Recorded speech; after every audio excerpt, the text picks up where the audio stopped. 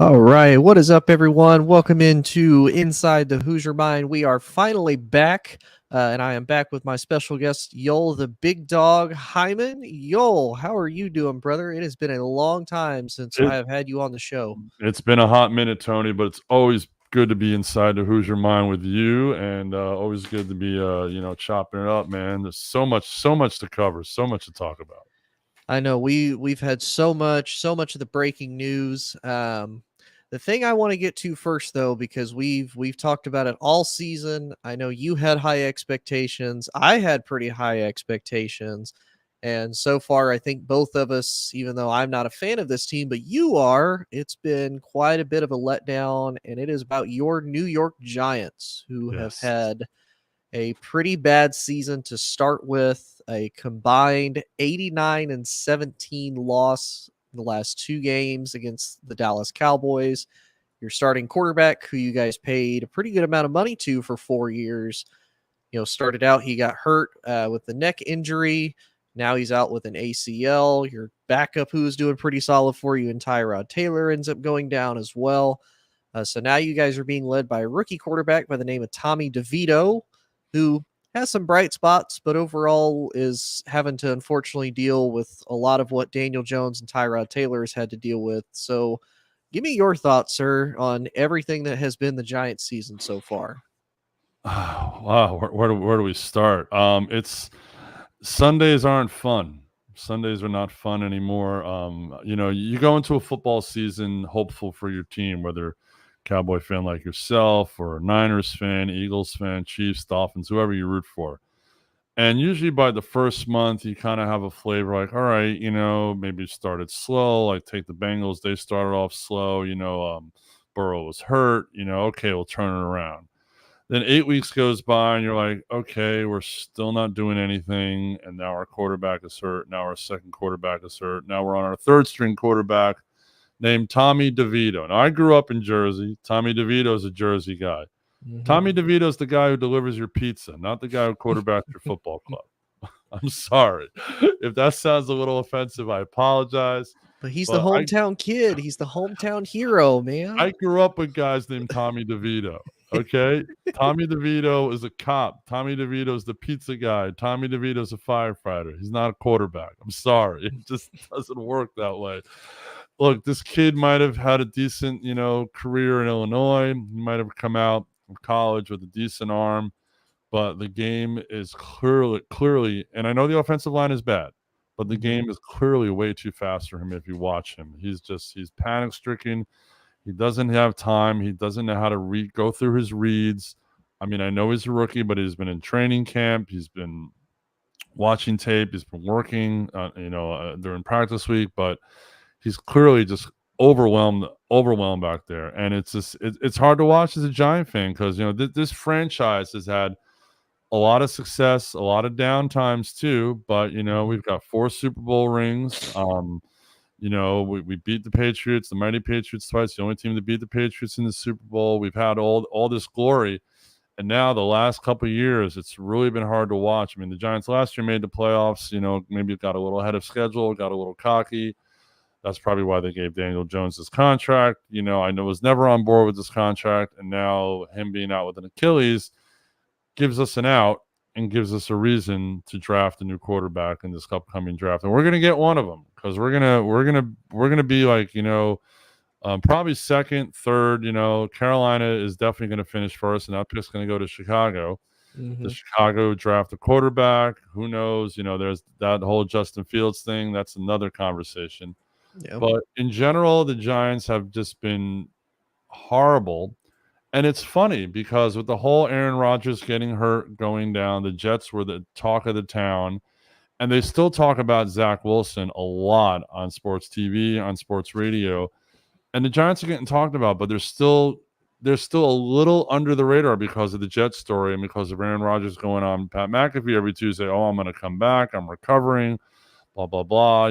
So, but as a Giant fan, it is hard to watch this football team. It's hard to watch, getting crushed the way we've gotten crushed by the Cowboys in the beginning of the season. I mean, 89-17. I mean, come on, I mean, Mhm. the spread last week, the spread Sunday was 17 and a half points. Yeah. And that's in the NFL. You never see a spread that big. Not typically, no. No, you don't see that. And Dallas covered in the first half. I texted you that day, I'm like, they're gonna win by at least 3 touchdowns. I could Yeah. have cashed in if I bet the Cowboys on Sunday. Yeah. I didn't bet anything, but I would have cashed in if I bet the Cowboys. Colin Cowherd picked in his Blazing Five, picked the Cowboys minus 17.5 and went to the bank with that pick. It's Mhm. crazy.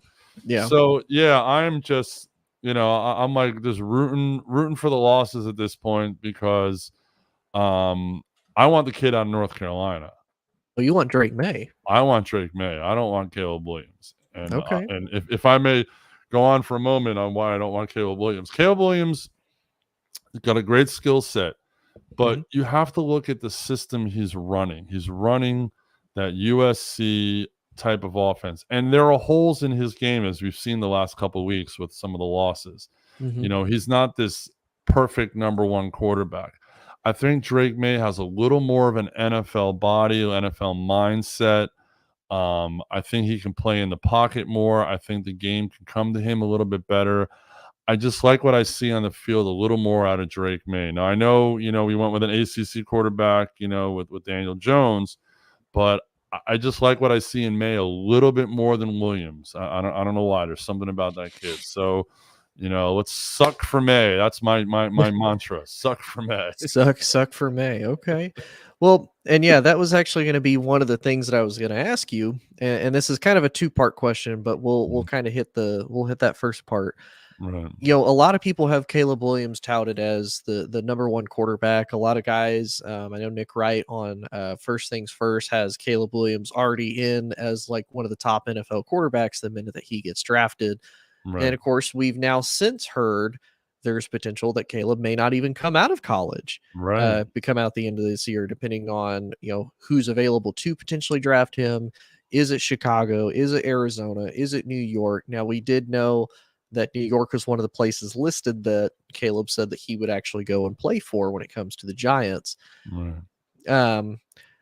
And one of the things that I wanted to kind of get your thoughts on, do you think Caleb is still going to be one of the top prospects because he's lost his last 4 out of 5 games after starting out 6-0, very highly touted in the rankings. They were just outside of the playoffs. They start out, they lose to number 21 Notre Dame 48-20. They can't get past their, arch nemesis and really the biggest Achilles heel for them in the Pac-12 the last 2 years in Utah. He's now 0-3 against them. They're able to squeak out one win against California, 50-49. Then they lose back-to-back games against number 5 and number 6 Washington and Oregon in pretty humiliating fashion. So do you think now teams are maybe looking at Caleb and saying, wait a minute, not only can you not apparently bounce back from losing very well now that people have seemed to found the weak spot in Lincoln Riley's entire system, not only is your defense about as strong as a wet paper bag typically, but now they're being able to figure you out offensively after a tremendous season last year. But there's a lot of emotion that comes into it. There's a lot of questions as far as what is Caleb's professionalism like. Yeah. And, unfortunately for New York, we've kind of seen that happen before with, very dramatic star talented guys. One OBJ when he first came to New York was very similar to that. Do you think the Giants would pick him if he's still available, depending on more than likely Chicago may or may not take him. We don't know what Chicago will do. Chicago could honestly do anything. Do you think New York would take him? Do you think he would be a good fit? He might be a good fit, even though I personally don't want him, but he might be a good fit because this Daboll system does utilize a quarterback that can run. Caleb can run. Caleb is mobile. But as you said, a lot of teams have been watching tape on him, found holes in his game. You know how they scrutinize quarterbacks, coming out of college, coming into the NFL draft, but and this is a thing that, think about it. He started at Oklahoma, wasn't really, he was getting the playing time, but he followed Lincoln Riley out to USC. So here you're going from like Oklahoma, Big 12, a lot of offense. Mm-hmm. going out to USC, Pac-12, Lincoln Riley system, a lot of offense. Mm-hmm. When he's faced teams that have had decent defenses, he hasn't done as well as you see. Yeah. Utah's been able to contain him. Utah's got a decent Pac-12 defense. Mm-hmm. Um, winning well at one point against a program like Cal. I mean, come on, Cal's nothing. And I know they're going to the Big 12, I think, next year, right? Is that correct? Cal is actually going to the Oh, ACC they're going next to the year. ACC next year, right? Mm-hmm. Well, that should be really interesting. Yes. But yeah, I just I mean, he would fit in the Giants' offensive scheme, but it's New York, and New York will eat people alive. This is partially probably some of the reason why Zach Wilson isn't working in New York. Part of it is skill set overwhelmed. But a lot of guys come to New York, and sometimes they work, and Mm-hmm. sometimes they don't work in New York. Caleb, he's a Washington D.C. kid, so he's like he's not like this L.A. type of kid. He grew up in D.C. It's a pretty no matter what rough area. Besides where the capital is, and all that stuff. Mm-hmm. So yeah, it's hard to tell whether he'll work in New York, but I just don't think he has the tools to for him to work in New York. I just don't see him having the gamesmanship. Plus, I hate to go back to Drake May, but Drake May is 6'4", 230. That's the ideal quarterback Mm-hmm. physical prowess. Yeah. If you got a guy like that who could stand in the pocket, deal with that type of NFC East. You got to remember the NFC East. What type of conference is it? Cowboys, heavy defense. You got to deal with Micah Parsons twice a year. The Eagles' defense is tough. Washington's defense isn't as bad as people are saying it is. They've done Mm-hmm. some things this year, so you got to look for that. What quarterback's going to have that physical attribute? And Yeah. I think May will have that attribute a little better than Williams. But Mm-hmm. but to answer your question, Williams can work in this system, but I don't think he can work in New York. I think because he followed his coach around, he needs that security blanket. Whereas, May's been an NC, and I think he can handle New York. Yeah. Well, here's my other question too for you. So right now you guys are sitting at number 2 as far as the overall draft. As far as the draft goes, do you go for a quarterback now and go for a Drake May, go for maybe a Michael Penix? More than likely they'd probably go for Caleb. Or do you go after, do you trade the pick, get quite a bit of draft capital, because you'll always be able to get pretty decent offensive linemen, you'll be able to get decent wide receivers, everything like that. Quarterback is usually the hardest position to figure out what's going to work and what's not. Right. Do you potentially wait and try to get a quarterback, maybe even a coach like Dion, to come in next year, because you're still stuck with Daniel Jones financially no matter what? He's still what I think he hits right at about 40 million, or maybe a little under. He's at got 30 million. one more year, and then they can let him go off the books technically according to his contract. Yeah. So do you kind of ride with it because you're financially invested, and maybe New York tries to do right by Daniel Jones? Hey, look, we're going to try to give you one more time, kind of prove yourself. We're going to let you go, but this still kind of gives you a chance to earn another contract or show other teams, hey, I can still be a serviceable starter for you. And like I said, have the draft capital. If you guys, bomb, it's not necessarily a bad thing. You guys have a lot of free agents that are going to be coming up this year anyway. The offensive line has been a pretty big issue. You guys do have to get some type of a wide receiver, even though I think Jalen Hyatt has a lot of potential coming out of Tennessee. I think he's had a pretty decent year, but there's a lot that needs to be fixed in New York. So do you try to do it now, or do you try to build for the future? And unfortunately, as a Giants fan, continue through another really rough season come 2024. Giant fans, New York fans are very impatient. They want now. They want to win now. Giant fans, Yankee fans, Ranger fans, and they're all the same. They want to win now. It's always been a win now attitude. That's why the Jets did what they did. They want to win now attitude. Mhm. The only way I trade that pick if I'm going to get a Deshaun Watson ransom for it, Yeah. and they got to get because there are teams that are gonna want to trade up to get one of these two. If the Mhm. Giants are there to get one of those two, and they get if they get a king's ransom, they get a nice haul, Mhm. then maybe you consider it. It all depends on where they would drop. If they're saying if some team at like say 3 or 4 or 5 want to move up, yeah, Mhm. you could still get one of the real stud players like because I think it's going to be the two quarterbacks and Marvin Harrison Jr. as the top Yeah. three picks in the draft. Yeah. If and would not surprise me, and this is depending on where the Bears actually finish. If the Mhm. Bears have that one pick, they might they just might try to almost pull what Houston pulled last year. Mhm. With getting the quarterback, trading up, getting the other one, utilizing the other pick to trade up Mhm. or trade down, from the one, to still be in a spot for the quarterback when a team maybe a team wants to move up to get Marvin Harrison Jr. You never know, Yeah. because that's the other X factor involved. But yeah, as I said, I don't. I trade it if I get a huge haul. I definitely do that. So that's the only way I trade the pick. And it's got to be a sweet deal, maybe even a player involved. That's how much people are going to want these guys on their ball club. And there's a lot of teams, as we're seeing, need quarterbacks. Quarterbacks are going down. Jones can't even isn't going to be able to come back till probably the middle of next year anyway. I mean, Yeah. look with Murray Yeah. Murray. in Mhm. Arizona. He just came back like a year later after his Achilles, and it's the middle of the season. Yeah. So even if they gave Jones another shot, he still can't play. He's not going to be able to play the first half of the year.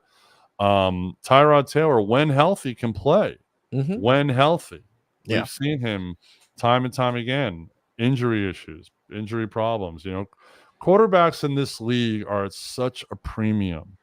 And as we're seeing, the teams that keep their quarterbacks healthy are the ones who succeed. If you look in the standings, look who has the winning records. Those are the teams with the healthy quarterbacks. Yeah. That's the way the league goes. Yeah.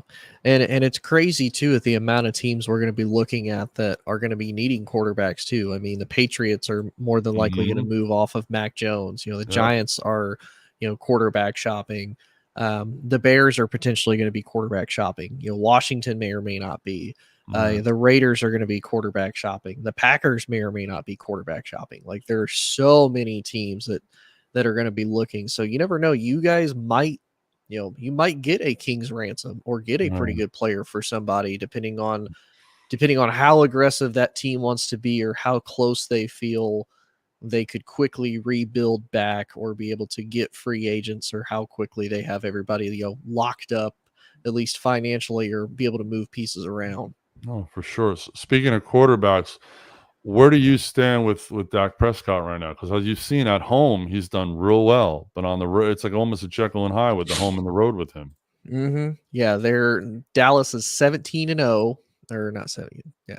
Yeah, they're 17-0 going into last year at home. So they're Hmm. undefeated at home. They're Yeah. great at home. But yeah, he disappears when it comes to the road games and he disappears unfortunately when it comes to the big opponent games too. I mean, Right. Although he yes, played well against the Eagles. He had a decent game against the Eagles a couple weeks ago. he did. I can't fault him for that. It that one to me wasn't really as much of Dak as it was the head coach, Mike McCarthy, just making bad coaching decisions again. Um, Again. again. Um, and the Eagles' 12th man of the referees. But, Yes. we've seen the referees be terrible Oh, all season we long. could do a whole show on the referees. Yes. Yes. Um, for me, it's one of those when I when I look at it and the fact that, of course, they're going to have to potentially extend Dak if they want to not take the big cap hit from Yeah. him. The the thing to me is I really don't think Dak is that bad. Don't get me wrong, he has bad moments. Yes. Nobody's denying that. Statistically, it backs up. The playoff success backs it all up. To me, it's the coaching, but I can't even really blame the coaching as much as I blame the owner, because the owner is not going to get a good coach that could go and potentially unlock Dak Prescott's potential, because he wants somebody that's going to be a yes man. He doesn't Mhm. want somebody that wants to come in, kind of take control of the roster, take control of all of these moves. Jerry wants to have his hand in every single cookie jar. Jerry wants Mhm. to be at the mic. Jerry wants to do Mhm. all the press conferences. The only thing Jerry Jones is truly a great success at is being one of the best salesmen ever. He Yep. could sell you Snowball in Alaska, and Mhm. people would probably pay him $1 million and think this is the greatest snowball in the entire world because Jerry Jones said Yeah. so. Mhm. That He'll that he'll that's sell you he'll sell you a mountain property in Key West, Florida. yeah, yeah. He'd be like, "Look, I'm telling you, man, this mountain right here, oh, you can watch so many great games from this here mountain. Like, no, just picture it. You're in your hot tub, you got you a nice cold beer, get you a good steak while you're watching the ocean, all the waves crashing. It'll be beautiful. Come on, let's go. I'll take you in my own private chopper. Let's go. Let's go. Oh, Let's go, Cowboys. Let's go take a ride on my chopper." Like, that's a great Jerry Jones imitation. I love it. I love it. Oh, that's awesome. Jared, that's awesome. old Jerry, old Jerry. Well, But they have a decent schedule coming up. They definitely got a couple mhm, W's on their schedule, but then they get into the Eagles and the Dolphins. They got the Dolphins and Buffalo on the road. yep. So those, I mean, even though Buffalo is so Jekyll and Hyde, but that's going to be it's going to be freezing up there. It's going to be a tough game up in Buffalo in December. Yeah, Dallas has a pretty easy schedule coming up. Then it gets a little bit tough. Honestly, it gets even tough. It gets tough at the end. Mm-hmm. And Philly has a tough stretch the next three Yep. games, and then they get such. And no offense to your Giants, they get such a cupcake schedule at the Oh, very end, they because do. the Eagles face the Giants 2 out of the I last 3 know. weeks. And then they face the Cardinals in between there. I'm like, Yeah. really? You just gave the Eagles three free flipping wins right at Exactly. the end of the damn season. Exactly. I mean, I think the Cowboys they'll make the playoffs. They'll definitely make Yeah, the playoffs. You know, if you look at the conference, they'll make the playoffs. But yeah. But where they get but seeded, and who, I mean, they might end up having to go to San Francisco, and that'll be a tough one. yeah, that won't end well. But yeah, they face the Panthers this Sunday in Carolina. Then they host the Commanders on Thanksgiving. Then Mm-hmm. they go to Seattle. No, I No, think they don't. no, I think they're Seattle home against hosts. They them. host Yeah. Seattle. Then they host Philly. So they have three home games. Mm-hmm. Then of course they go to Buffalo. Then they go to Miami, like you Mm-hmm. said. Two potential very winnable games, but also trap games because Buffalo's very Jekyll and Hyde. Right. The Dolphins, unfortunately, for whatever reason, can't beat actually good teams. It's like No. they turn into a totally different team as a whole. And there's a lot of Cowboy fans on here, and they're gonna pack that stadium. That's gonna be like almost a Mhm. Cowboy home game that Yeah. night. I mean, the Dolphin fans will be there, but those Cowboy Mhm. fans will show up big time. Yeah. And then the interesting one, they host the Detroit Lions Mm, on December 30th, and then they go that's to Washington to finish the year. yes. Don't be surprised if that game gets flexed to a Sunday night game because I some of the Sunday night matchups or Monday games are so bad towards the end that don't be surprised that game gets it, flexed. And who'd have it think the Detroit Lions would get into a flex game? Who'd have I think know. that I'd rather watch Detroit on Thanksgiving right now because I have a Mhm. gig. I mean, I'm excited to watch them because they're a great ball club to watch now. High energy, Mhm. Campbell's got those boys playing. Yeah. And it is a Monday night game. It's on December 30th at 8:15 p.m. on Ooh. ESPN. So it's a Monday night game. So it's prime time. Wait, no, Um, that's a Saturday. That's a Saturday night because oh, is it Saturday? Okay. that's a Saturday night game. Even better. Oh yeah, it is Saturday Yeah. night. You're right. Okay. So yeah, that will be really good. That one, Mhm. I'm not gonna lie, I'm a little worried about because, like you said, Dan Campbell has this Detroit team believing Yeah. they're finding ways to win. I mean, you look Yeah. at the Chargers. The Chargers have all the Mhm. talent now, albeit the Chargers have been a mess themselves. But I mean, they're right in the thick of it, right with them. And what's even better, Detroit faces the Packers on Thanksgiving. Yeah. It'd be a nice Detroit W then. Mhm. It's gonna be a great Thanksgiving. Well, that Detroit Dallas game might be interesting only because Detroit might have that. the NFC North wrapped up at that point. I So think I that think they might it will. might be one of those, like, all right, let's not get hurt kind of games. You never know. Or they might be playing for seeding, but Hmm. chances are, I'd say the chances are very good Detroit's going to probably end up as the 2 seed, because I don't see anyone overtaking Philly at this point. So Yeah, and honestly, Detroit has a very good schedule for the remaining of the year. I mean, they're 7-2 right now. mhm, Um, they still have to face the Bears twice. They'll face them in Detroit this weekend. Then they have to travel to Chicago. mhm, They face the Packers on Thanksgiving. They have to go to New Orleans to face the mhm, Saints. They host the Broncos. Then they have to mhm, face the Vikings 2 out of the last 3 weeks. They face the Vikings, and then they face mhm. Dallas in between there. Yeah, I mean, Yeah, you could very easily see the Lions finishing what, third, well, 14-3. they could with that schedule. They very easily could. Those are all very winnable games. Very Yeah. winnable games. So And yeah. in all honesty, depending on if Philly trips up or not, we could be Mhm. looking at a 1 seed Detroit Lions team. Ooh, the road to the Super Bowl going through Detroit. Who thought he'd say that, right? I'm not gonna lie. I, as someone who, kind of close to Detroit, worked in Detroit for a couple months, Mhm. I kind of like to see Detroit, Yeah. just have that success, that playoff success.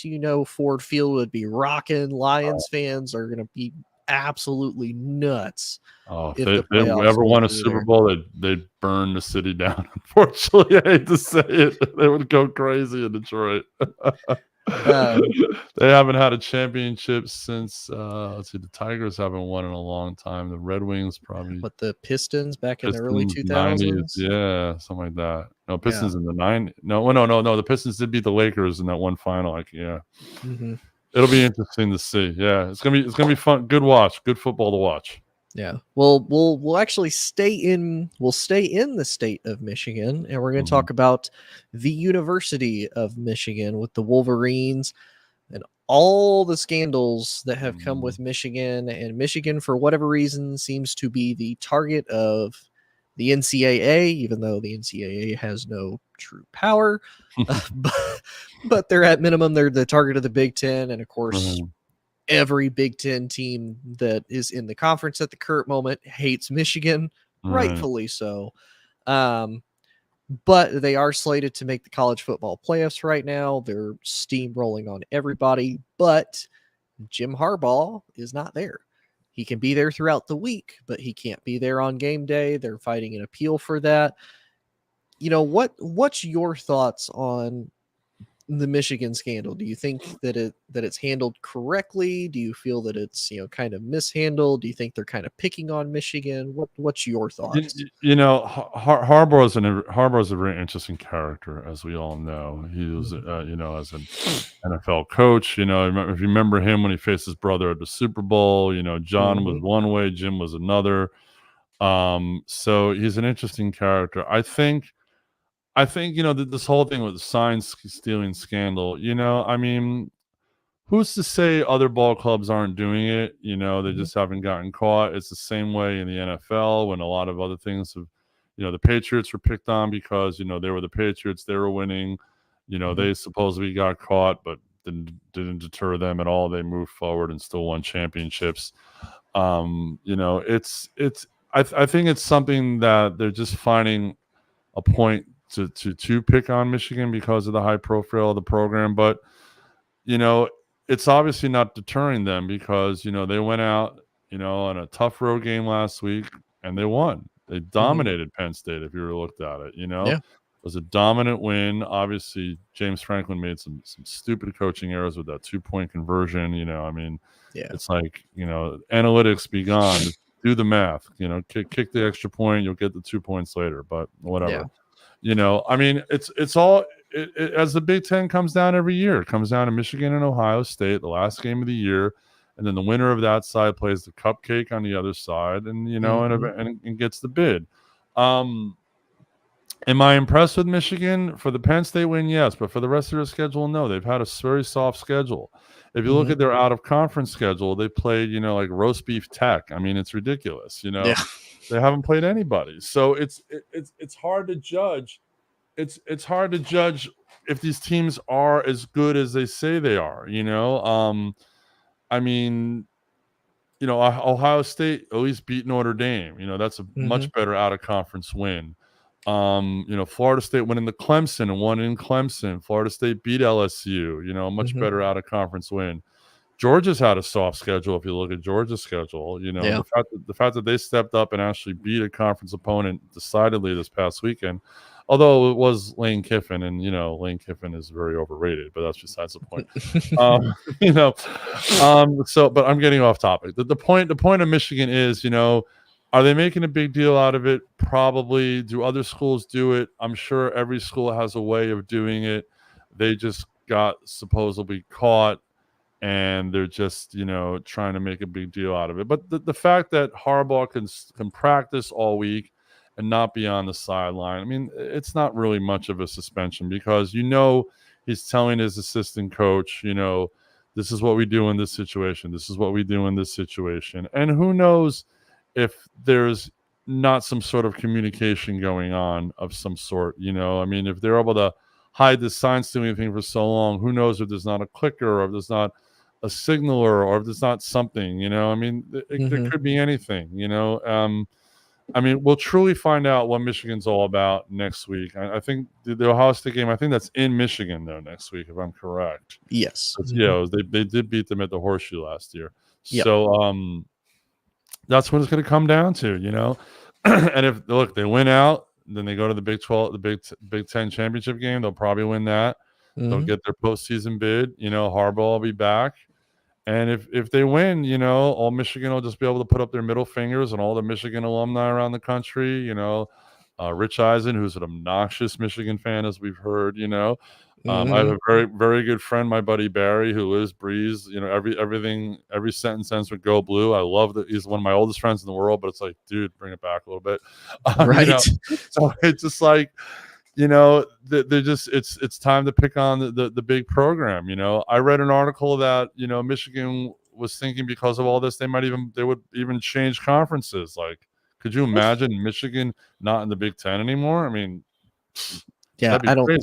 No, I don't think I that would don't I happen. don't think they would do that, and financially, I don't think they do that, No, because no. you're not gonna make as much money in the SEC. Not only Yeah, that, you're gonna get destroyed yeah, in the SEC, so, exactly, have fun with that if you do. exactly. Yeah. So speaking of the Big Ten, did you see when the new schedule came out for next year? Some of the matchups in the schedule. Some really good games in the Big Ten now. Next for Yeah, next year.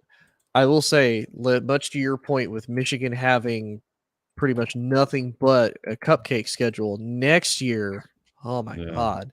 They probably have the toughest schedule. Like, next year to Hmm. me is gonna be absolutely rough for Michigan, because you may or may not have Harbaugh next year depending Hmm. on what happens with this. Maybe he goes back to the NFL, maybe he Right. doesn't. Hmm. You're probably not gonna have JJ McCarthy, but Right. they host Texas, Mm. they host USC, Mm. they go to Washington, they host Oregon, and then you gotta go to Ohio State. Mm.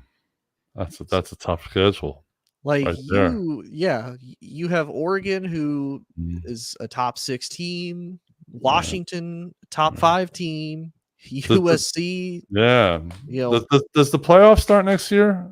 I think the Yeah, 12 team the playoff. expanded playoffs, yes. Yeah, well, those they're gonna have these conferences now that they've got like super conferences. They're gonna have playoff games within their conference just to Mhm. get to the playoffs, and all those kind of matchups. I mean, Michigan playing all those schools in 1 year.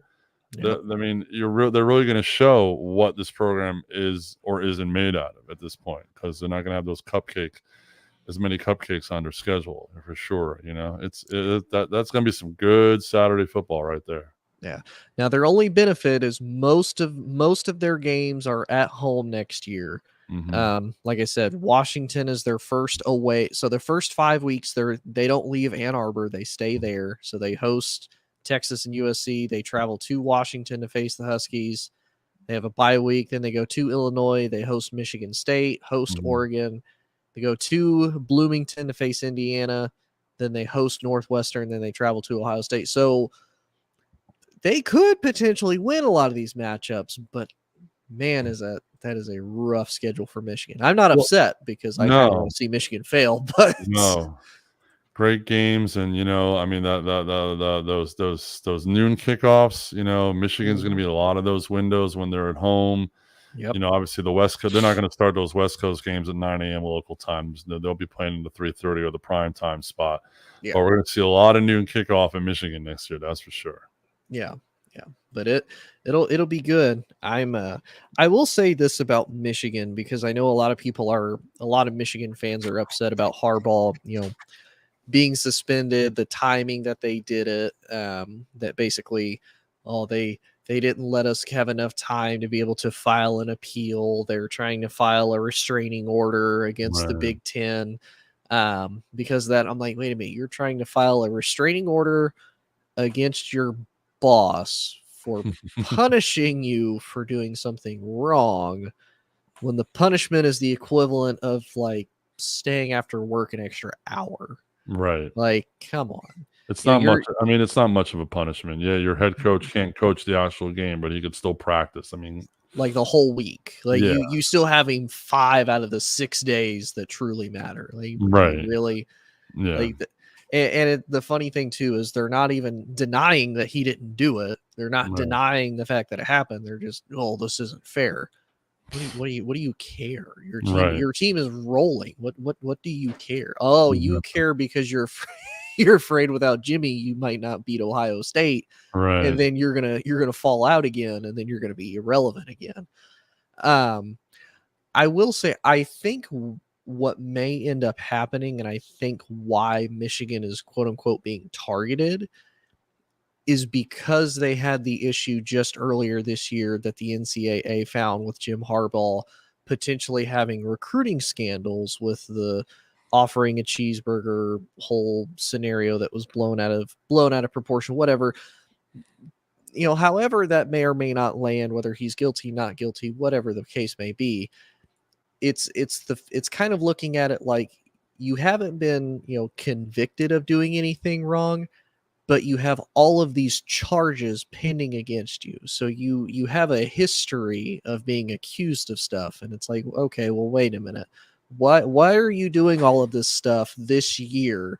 And to me, it's just kind of one of those, they're like, okay, well, you had the recruiting issue. That's one thing we're going to stack on top of you. You have, the potential sign stealing thing. We're going to add this on top of you. So I don't think they're Right. picking on Michigan just because it's Michigan and they're out to get them. I think they're picking on Michigan because they keep making mistakes and they keep getting caught. That's really their biggest mistake is they keep getting caught doing it. Yeah. So Exactly. Exactly. Well, I think that Harbaugh will. I don't know if he'll be around after this year. I think he might be, especially if they win. Oh, he's gone. If they win, yeah, he'll mic drop and he'll walk out the door. yeah, he'll But write even if off they any don't debt. win, yeah, I think they'll be like, look, Jim, thank you for all you've done, but we've had a lot of these controversies. We can't do this to the program anymore, and that'll be that. Hmm. Will another school pick him up? Maybe. Will he go to the pros? Maybe there's gonna be a lot of pro jobs open. Hmm. So yeah, it's a shame that a program gets picked on, but when you just screw up so many times, you have to be made an example of, and Yeah. that's just the way it is. And I really, part of me wants to see Michigan take this middle finger that the world's giving them and be like, all right, we're going to give it back to you double and win this whole damn thing, kind of like Major Hmm. League, just got to win the whole damn thing. Yeah. But, part of me would like to see them, lose so the Michigan fans will, realize, you're not as good as you are because Hmm.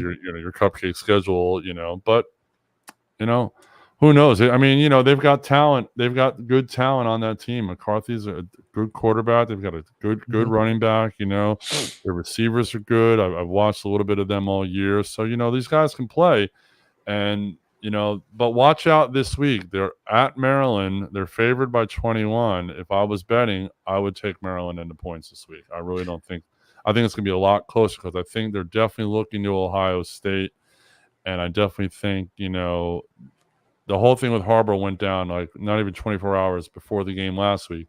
Now they've had Hmm. a week to sit on it and all that. And the players are trying not to be distracted, but how could you not be distracted? There's just Yeah. no way. There's no way. And not only that, I mean, Maryland and Penn State both have, even though they haven't won against Ohio State and Michigan, both of them have given each one of those teams a heck of a run for their money as far as like Right. competition, keeping it close. They're not able to just completely dominate like they are all the other teams in the Big Ten or even the cupcake schedules. Mhm. There is one thing I wanted to get your thought on because I saw this pointed out on the internet, and then when I looked at it, it does kind of make me wonder. So we're gonna go back to when COVID first happened in 2020, Mhm. right? The shortened season. Ohio State, Michigan didn't play because of COVID, but Right. overall, Michigan went 2-4 in the 6 games that they did play in 2020. So Mhm. they go 2-4. They were terrible. One of the bottom teams in the Big Ten East. Right. Then all of a sudden, we go to 2021. They completely flip everything around with basically no transfers in. Yeah, you got some recruits in, but how many times do, freshman recruits really make that big of a difference in your team to go from 2-4 the year before in a, shortened COVID year that you may have had some stars sit out, graduate, whatever the case may be, Right. to you go 12-2. You're finally able to beat your arch rival. You beat them wholeheartedly in your own stadium. You kind of ride that into the playoffs. You get destroyed by Georgia. Then the following year, you do it again. You go 13-0, beat your arch rival again in their own stadium wholeheartedly, and then you lose to TCU, which to me, all honesty, I think the biggest part of that was they just got cocky. I don't think they took Yeah. TCU seriously, and TCU punched him in the mouth for it. Definitely. And then you're continuing on the same road right now. You're 10-0 in 2023. More than likely, you're headed to for a destination clash with your arch rival to determine who's going to win the Big Ten and potentially move on into the playoffs with the 4-team format. Do you think that's odd that a team can all of a sudden, after years of, to kind of break down, Jim Harbaugh's year from when he joined in 2015, 10-3, 10-3, 8-5, 10-3, 9-4, and then 2-4 coming into COVID. All of those years lost to Ohio State, couldn't beat them until 2021, finally gets a win, would finish at minimum third in the Big Ten East, except for 2018. They tied for first with Ohio State. But of course, Ohio State ended up winning overall. Do you find that a little weird? Like, that's kind of the other thing that I Mm. tie into the whole like recruiting scandal, the sign scandal. Like, it is so rare that a team, completely flips the switch and then Mhm. stays consistent. If they do it for a year, okay, you captured lightning in a bottle, no Right. problem. You've done it for 3 years after just getting destroyed forever. Well, I mean, yeah, it's a valid point. It's a valid point. I see what you're driving at. However, that COVID year was a strange year for It was. everybody. It was. Who's to say, whether Harbaugh told his guys, hey, this year's a wash. Hmm. It's only 6 games. I would hate to see anybody, get hurt, ruin a Hmm. career, ruin a possibility of going pro, ruin for next year. It's possible he could have said, we're not going to put our foot on the gas this year. We're just going to treat this like, as an exhibition training year and then turn it up like we always do next year. I mean, that is a possibility. We don't know what went on in the locker room. So that Yeah. is one thought. The other thought is yes, recruiting violation, sign stealing scandal. Say that 5 times fast. Right. Yeah. All of a sudden, yeah, they go 12-2, 13-0, but lose to these big programs in the playoff, yeah, you could think of it on either side, but sometimes teams do have a down year, Hmm. so and who's to say w- I mean, we don't know I don't even know what their 2020 schedule looked like, before COVID, what their full schedule looked like. I don't know if we can find it, but it's just, it could have just been, it was one of those years where they just decided, what, 6 games, it's not really going to matter. Who knows, if the people are going to call this a legit championship or not. So Harbaugh might have said, because he's a flaky guy, Mhm. guys, this is just an exhibition year for us. Let's just not get hurt. That's kind of the theory I have after, but you do have a valid point. It is a very valid point.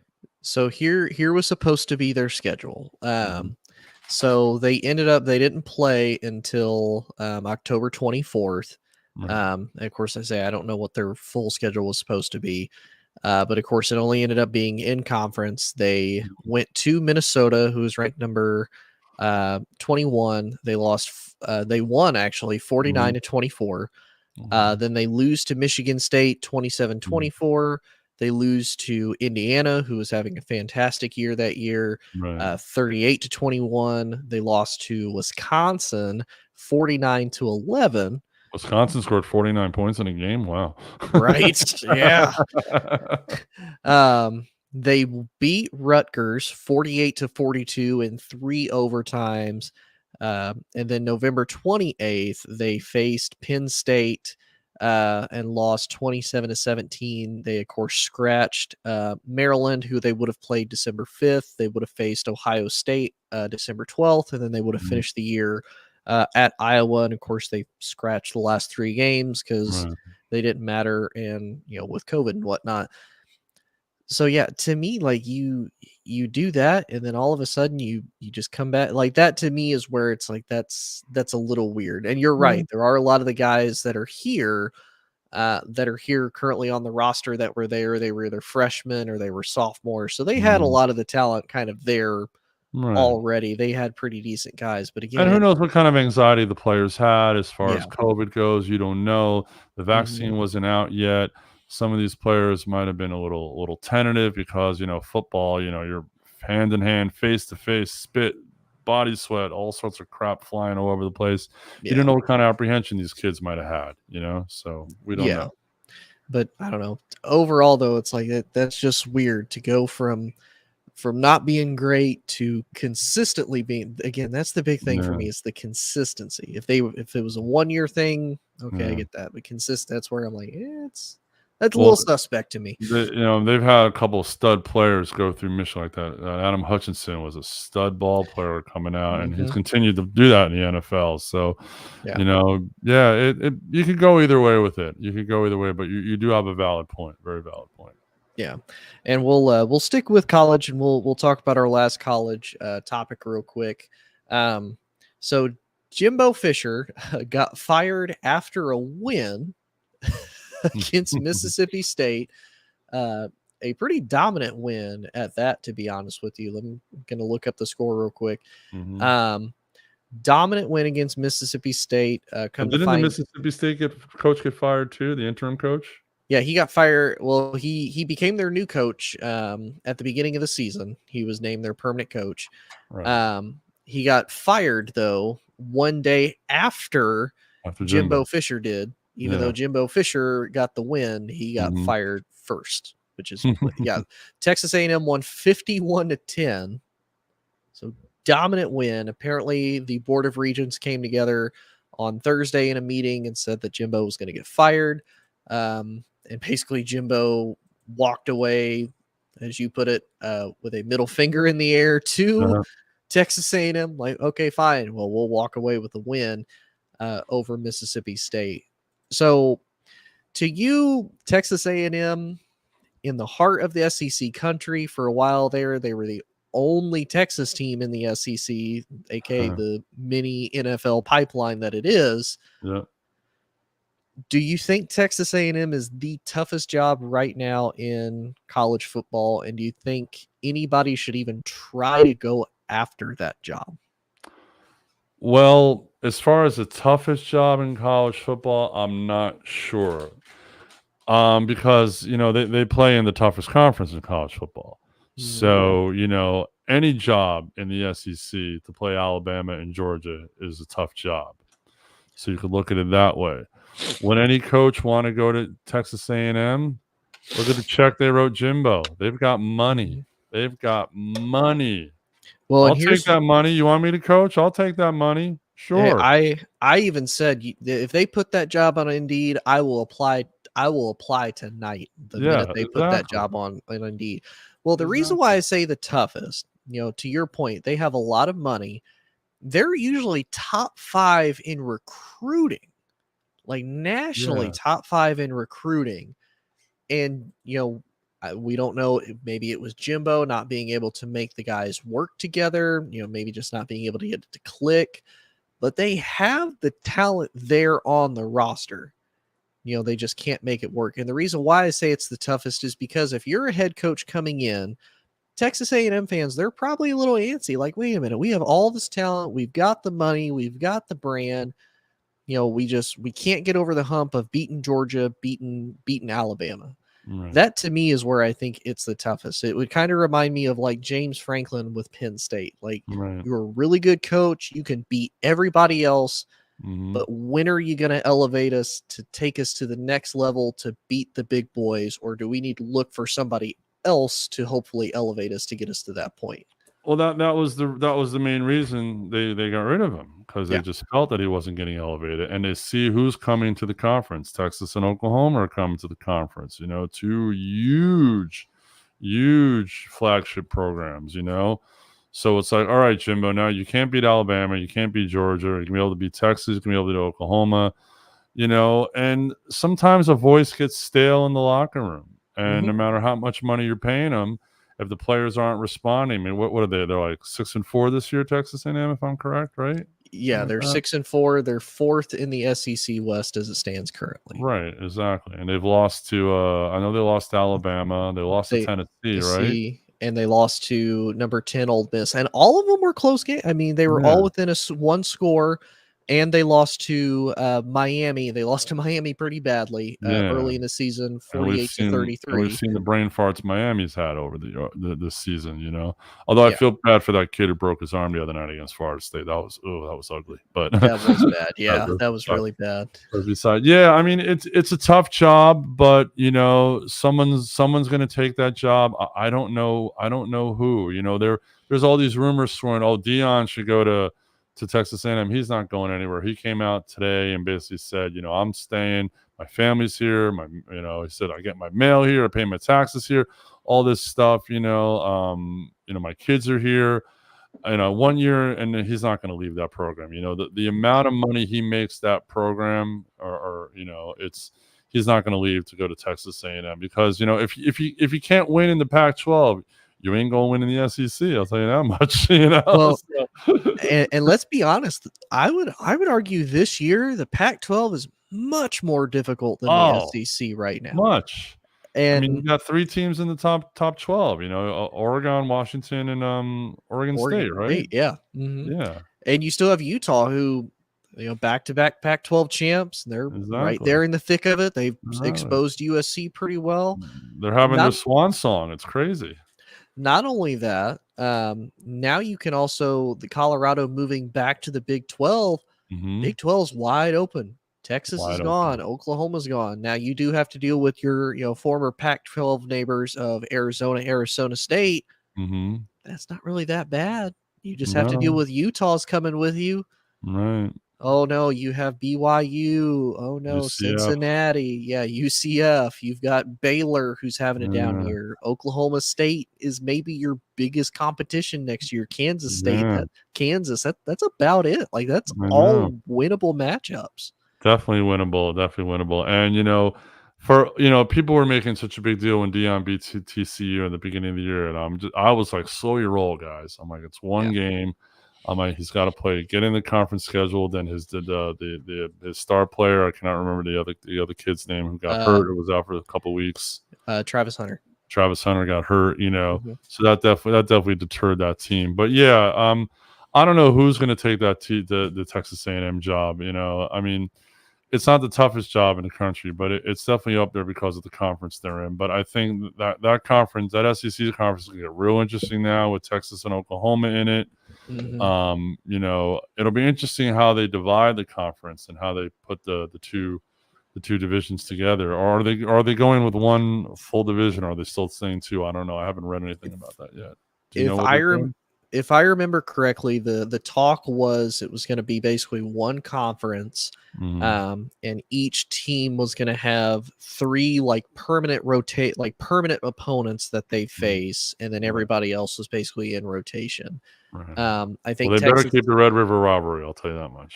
They are. I think that one Yeah. is a for sure thing. I think Texas A&M is supposed to take Texas for sure, and then I think Mm. maybe LSU. Yeah, I'll they look play I it know up. they play LSU every year, and obviously Auburn, Alabama plays every year, you know. Let's When's see. Alabama gonna play Georgia during the regular season? I mean, come on. When are we gonna see that? No, that's not gonna. They're gonna I keep know. that for The SEC the championship game. special time. Okay, here we Right. go. So this is the projected. Um, So, yeah, for a year now, SEC officials have been discussing a divisionless 8 or 9 game conference scheduling format with Texas and Oklahoma moving in. In the 8 game format, teams will play one permanent opponent and 7 rotating teams. In the 9 game format, teams will play 3 permanent opponents with 6 rotating. So for Texas A&M, their 3 permanent would be LSU, Texas, and Mississippi State. Mhm. For Alabama, their 3 permanent would be Auburn, Tennessee, and LSU. Mhm. Georgia's would be Auburn, Kentucky, and Florida. Oh, come on. I know. I'm like, LSU's would be Old Miss, Texas A&M, and Alabama. Obviously, Mhm. Texas would be Oklahoma, Texas A&M, and Arkansas. Arkansas. Yeah, the old Southwest Conference Yeah, rival. and Mhm. Oklahoma's would be pretty good. They face permanently Texas, Missouri, and Florida. Ooh, interesting. Well, Missouri from the old Big 12, Yeah. Mm-hmm. Oklahoma and Florida every year. That's Mm-hmm. some good. That's a good game. I'd Be watch good that. matchups. But yeah, Mhm. it was one of those when I thought about it and I looked at it, like I said, I kind of look at Texas A&M a lot like Penn State. The Mhm. talent is there, the potential is there. They can beat just about everybody else Yeah. except for the big powerhouse boys. And I talked with one of the guys from the All Sports All Plays chat. And he's kind of talking about it. He thinks that if you can at minimum get 10 wins a year, even if your 2 losses are against Georgia and Alabama, your job is probably safe. And I'm like, well, Right. you're right. But there comes a point where a lot of these GMs, directors, all of them, they're fans at heart. Yeah. And from a business perspective, like, yeah, you're winning me games, but heck, look at Ed Ogeron. He won him a national Right. title. And it's like, well, Ed, you're not really doing what we wanted you to. Time to go ahead and get the boot, but we're still going to pay your $76 million. And his coach Ed said, "Which door you want me to go out of? You." Exactly. Look at you. You taking your act on the road now? What are you doing? I would love to. I'd love to. You've had a I lot of would love time. to. You've had a lot of time in your hands to work on these imitations. I do. I get very, very bored. I'm like, I'm gonna try to be Jerry Jones today. I'm gonna try to be Coach O today. Why not? That's very good. But let's move it back into the NFL. We'll talk about our last topic. We'll talk about the big news as far as the NFL goes. We'll talk about the AFC North. Deshaun Watson out for the rest of the year. Broke a bone in his throwing shoulder. And they're going to be turning the keys back over to Dorian Thompson Robinson Mhm. as the starter for the Browns, which didn't end well the first time that he did that. No.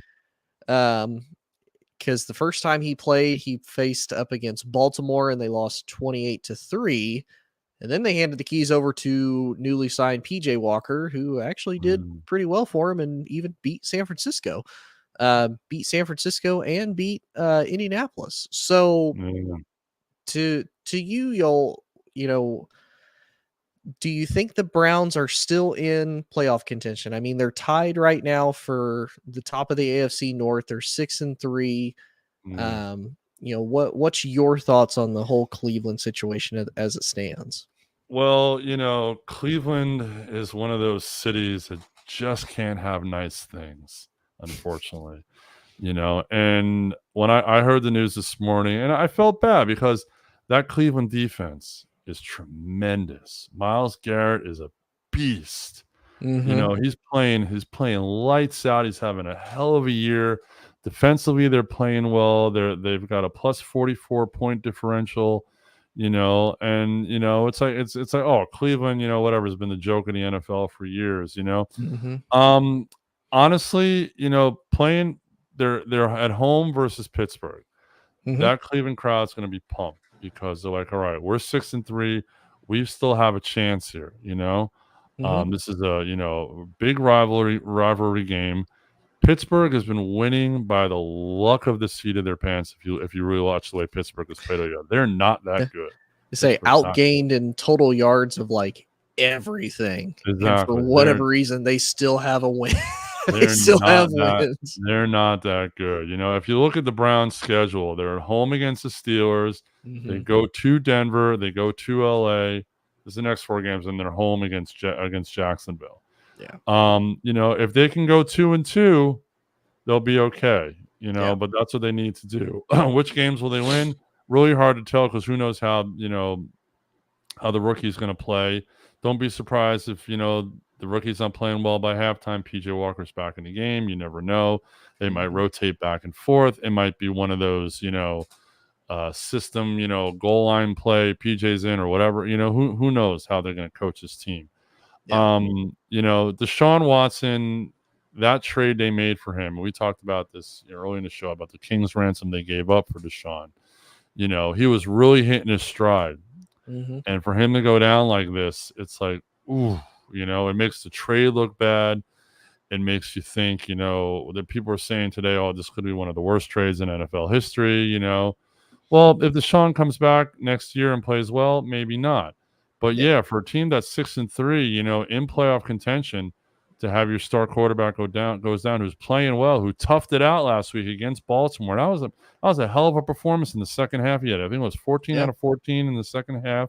Mm-hmm. And their defense won that game because their defense had that pick six. Deshaun threw a pick six, so he doesn't throw the pick six, then who knows what happens. But yeah, I mean, Cleveland still has a chance because, as we know, anything can happen in this league. Denver has been hot and cold, although they've won their last two. Maybe Denver's starting to hit a stride now, and Russell's starting to play well. Mm-hmm. The Rams, Stafford's been hurt, so who knows what's going to go on with Stafford's health? I mean, if he still can't play, they just signed what's his name? Carson Wentz. They just signed Carson Wentz, and Carson hasn't been on a field all year, so who knows what will happen with that.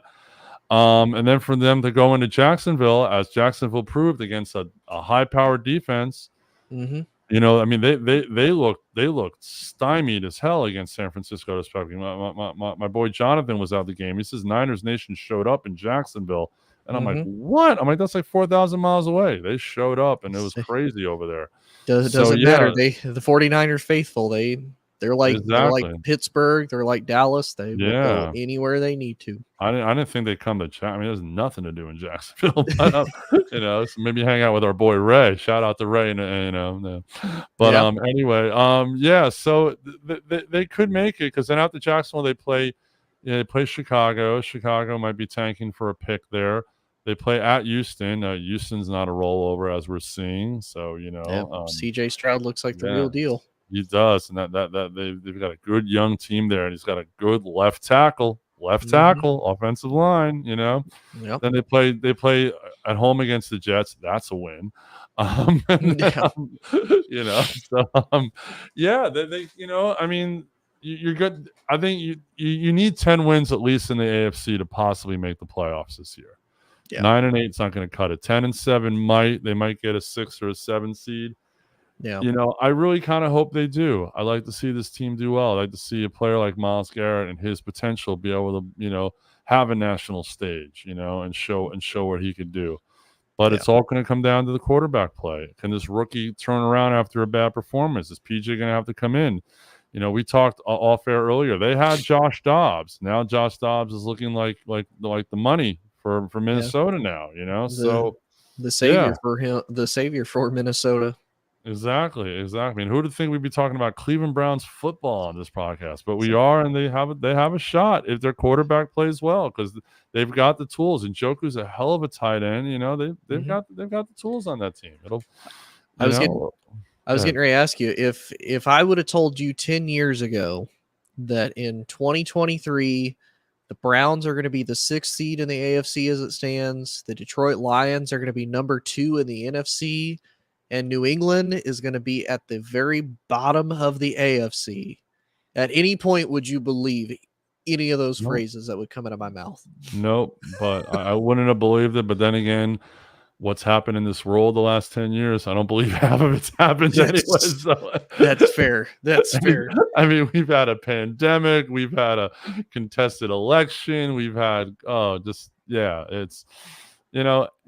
anything can happen now. And in this league, as we know, anything can happen any given Sunday. This past weekend, 6 games came out to walk-off field goals, 4 of them on the road. 4 road teams won on walk-off field goals. In a quarterback league, the kickers were the heroes this week. So anything can happen in this league. You never know. It's so hard to pick. It's so hard to decide.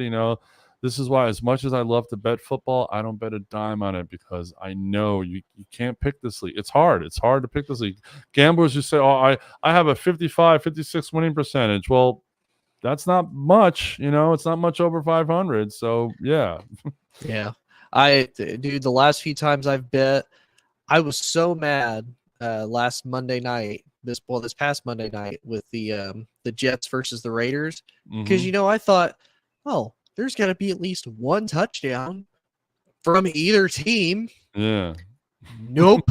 I was like, oh, Josh Jacobs will get a touchdown. No, he won't. No. I'm like, okay. I'm like, hey.